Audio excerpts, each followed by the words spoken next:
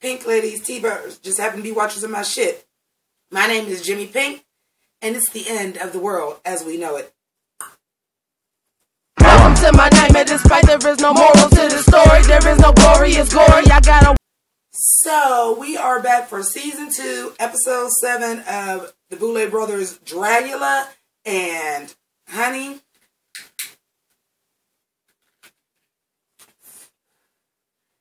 I got a couple issues. So, overall, this is going to end up being a short review because I'm just going to tell y'all flat out, it was too much background bullshit. Off rip, I'm going to say, I'm probably going to assume that this didn't need to be split up into 2 episodes. There was just too much of the talking. Dragula is such a great experience. Self-congratulation. We're sisters now. We're going to this straight event. We're going to look around the whole event before they even start getting into drag. Like, you could have cut a good 15 minutes of that out. That could have been the performance. Maybe not the judgment. And I don't know. You know, again, we're not exclusively on YouTube anymore. This is also on a television network, Out TV. So, you know, whereas RuPaul had that pull to say, well, this is just going to be a long episode and this is just going to be an hour and a half instead of 45 minutes. But there was a lot of filler this episode. However, let's get into this gig, honey. Because first of all, I looked at this beginning opening that we have grown so much to love on Dragula. And the opening, I said, come on, Immortan Joe realness. So they got on like the mask. One thing I will have, I got criticisms this episode, y'all. I'm sorry, I can't help it. So they have like these mushroom clouds going off. But here's a tip.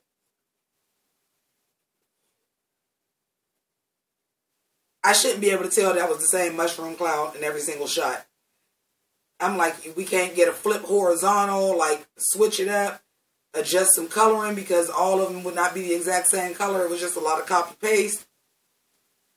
But also, I am just living for this challenge.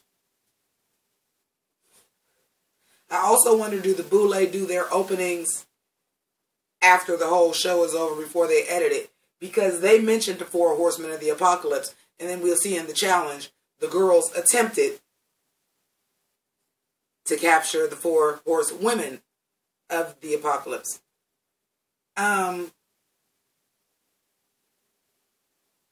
First of all, I want to say this. And we did get a second Boulay Brothers look. The first one was amazing. The second one was, I mean, the Boulay Brothers can really do no wrong, but we talked about this before, the Pink Ladies and T-Birds. Those of y'all have been rocking with me the whole time. We've talked about that before. And, you know, especially the look they gave us at the end. Bitch, we gonna get to that because that was everything. But it was just, you know, black dress, red gloves, red belt, whatever. I'm gonna skip all the bullshit. They all thought Bora should have thought they went home. They missing disaster and blah, blah, blah. Let's get into the real tea. These looks. So, we have James. So, when we go over the 4 Horsemen of the Apocalypse, for those of y'all who live under a rock and don't know what the 4 Horsemen of the Apocalypse is, or think it has anything to do with that damn X-Men movie, because it don't. So, Victoria was death, James was war, Bitch Pudding was pestilence, and Abora was famine. I'm going to tell y'all right now, I was team Victoria Elizabeth Black all the way up. I'm rooting for Bitch Pudding now. I'm team Bitch Pudding officially. I'm putting all my votes in that damn basket because when I seen all 4 of the looks, and we'll just go ahead and post that up there now. We'll go ahead and post all 4 of their looks when they was posed together. They look fucking sickening all together. But I didn't get 4 Horsemen of the Apocalypse. But as far as apocalyptic, them doing a group number, them looking cohesive, them looking sickening, they did that. I liked everybody's look. However, we are in the top 4. The Boulays would have to nitpick, and I'm going to too. So first, let's get into the Boulays Wasteland Weekend look. Which, by the way, How many of y'all was like, that's a thing and I want to fucking go so bad? I'm like, oh my God, it's like a Mad Max weekend in the desert with crazy cars and apocalyptic costumes, and I'm here for that. Like, I want to go. I apologize for the fat rolls because I just was not feeling the girdle today. But anyway, I was here for all of that. But, so the first one we saw was James. And when I saw James' total look, I was like, yes, bitch, this is everything. This is good. When she was doing her photo shoot, because the first part is a photo shoot. Not unlike last year, the top 4 had to do a photo shoot as well. And I'm skipping all the way around like I ain't got notes, but fuck it. And Vander is the guest judge, which aren't we all fucking excited to see what Vander has to say? Oh my God, I am so excited. But anyway, you know, doing the acting and the crawling on the ground and the screaming and the yelling when they was doing the photo shoot. I hope James brings that energy to the performance, because her delivery, her performance of what she was doing was giving me war. The gun attached to her arm, obviously, was war. You know, having the fiery red eyebrows and the fiery red hair. I'm not hating that the hair is short, because if you lived in a desert, you might have short hair. You might chop that shit off. It's hot, especially if you got all that gear on. So I was here for it. I want to get into Victoria.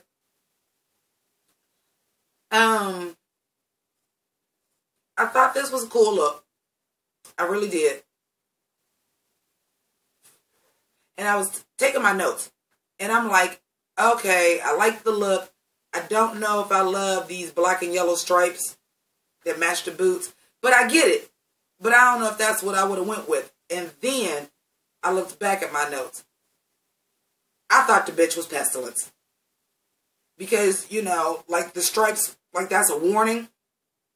You know, poisonous material, quarantine, all that kind of gives, like them yellow and black stripes, warning. That was giving me that.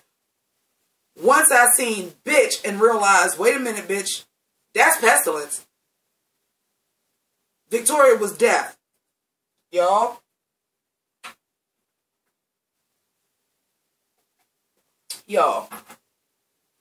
That wasn't death.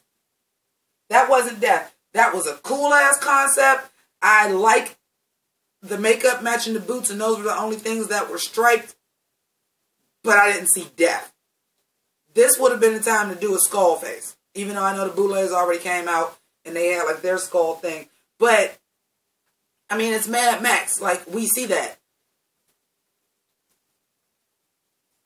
I didn't see death. And in fact, here's where I have the problem at.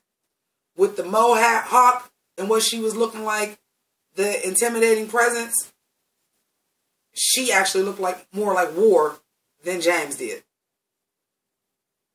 Sorry about it.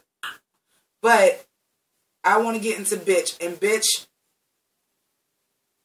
looked like Pestilence. And I'm going to tell you what was the most ingenious thing. She made herself pale. Also, she was the only one to me that looked like she was really in drag. Like that clearly, if I would have seen any of them other people, that could have just been androgyny, which I know is a part of drag and everything. But this is a drag competition, so keep up. I felt like them could have just been androgynous dudes. Bitch looked like a woman. Like Pestilence. The light eyes. The white hair. The pale skin. And then what this bitch did that was so motherfucking brilliant. Especially for a photo shoot. That was really giving me Pestilence. When she was swinging that chain and that motherfucking pink smoke was fucking following her around. That picture. Y'all see this picture? I got it up. That bitch was fucking sickening. I said, oh shit. Bitch Pudding ain't playing with y'all hoes. She ain't playing with y'all hoes. She want the crown. And I know we got a performance coming up that we got to see. But she killed the performance last time. And she's a performer. I think at this point, it's bitches to lose. And then Abora. I know I've been hard on Abora. But for me, this really, of all of them, completely missed the mark. First of all, the hair alone was wrong. The hair alone was wrong. Everybody else kind of got the idea that your hair would be messy or short or it would be crazy because it's post-apocalyptic, it's Mad Max, it's crazy. That wig was not right. Famine. Think about all them videos you saw as a kid donate to these starving kids and what them people look like. Their hair is not done. Their hair is like falling out, straggly because you're malnutrition. Now I understand they gave Abora famine because she is the thinnest and she was skinny. But you didn't look malnutrition. You didn't look like... How was I supposed to know that that was famine? Outside the fact that you're skinny, bitch. There was nothing about that that said famine because you got some wheat on your arm.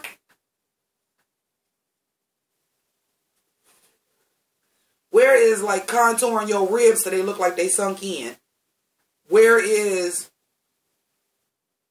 you know, a gaunt face? I mean, you got an eye patch on, but like where is like a gaunt face where you ain't been eating? Where is the contour to like make your face look like it is like so hollowed out and sunk in? Same thing with Victoria and Death. For me, Victoria and Abora, even though overall, if you was just going to tell me this was a post-apocalyptic challenge and they just put together a post-apocalyptic look, I would say 10s across the board. I actually liked everybody's look for that. But you saying that you're the 4 horsemen, the only one that was super clear what horsemen they was bitch. But altogether, I did like it. And then, can we get into these Boulay brother looks? Bitch, this is my favorite Boulay brother look I've ever seen them in. This shit right here was fucking sickening. The house down, boots, socks, shoes, toes, head and shoulders, knees and toes, knees and toes. This was my favorite Boulay brothers look I've ever seen them in. It looks different than anything I've ever seen them in, and I was living for it. But then I'm sitting here watching and I'm waiting for, okay, we going into the performance and the episode was over. This could have all been one episode. But it's on the network. You got to stretch it. This is only their second season. And their first season had a much lower budget and they were doing it all their own. So I expect this to be corrected and get a little bit better in the future. But overall, I give the episode a 7 out of 10. I give the looks 10s across the board until you get down to the 4 horseman concept. And then I'm a little lost. But the bitches did look sickening, all 4 of them together. And I was like, work, bitches. I ain't mad at this top 4. If these are the looks y'all gonna bring me in top 4, I'm here for it. So, thank you so much for watching and joining me again for another episode of Dragula Review. Please, if you're not a Pink Lady or a T-Bird, please become one by subscribing. Hit the notification bell so you know when the other shit comes up. YouTube ain't paying no attention to really the views. So watch this bitch, like it, dislike it, but do something, comment, do something, because that's what they're counting. We already discussed the financials. Speaking of the financials, 'tis the season for giving. If you have it, please check out my Patreon. You can donate as low as $1 a month. We have prizes, contests. Everybody that is my existing patron right now. Actually, when I get done with this, I'll be packing up your Christmas stuff. But we're getting 6 inches of snow here in Ohio tonight. I wanted to mail them off before. I wanted to mail them off tomorrow, but we'll have to see what the weather is. I definitely want to get them out by the 15th so that you guys can actually have them for Christmas. So I want to thank you once again for rocking with me. Deuces. Clueless, and I'm clever with every letter. This sister's a soldier.